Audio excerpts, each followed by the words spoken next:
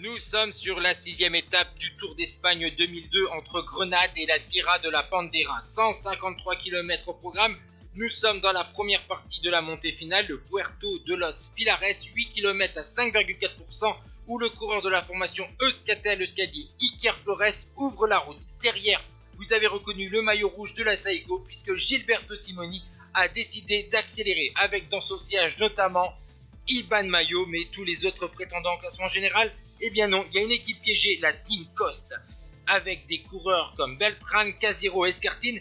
Ils accusent déjà une belle minute de retard sur le groupe Simoni et 1 minute 30, même un peu plus, sur l'homme de tête. Après la petite descente, on attaque donc la montée finale de la Sierra de la Pandera. 8 km 200 à 7,8%, vous voyez qu'il y a un écart de 46 secondes entre le groupe Simoni, Heras, etc., et le groupe Beltran et les autres perdants du jour. Iker Flores, lui, souffre dans cette dernière montée. Il va être repris par le groupe des favoris, où on voit encore un gros travail de Gilberto Simoni, bien aidé au début de l'ascension par Danilo Di Luca.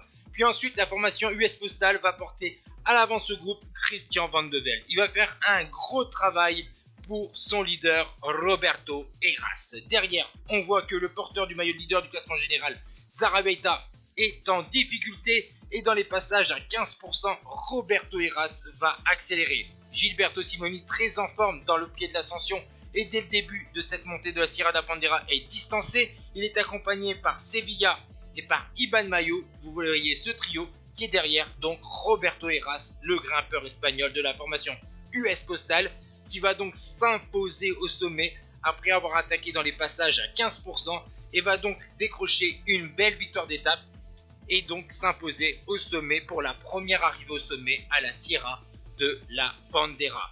Derrière, donc il y a ce fameux trio avec Simoni, Sevilla 5e du classement général qui va donc s'emparer du maillot de leader et Iban Mayo 17e du classement général.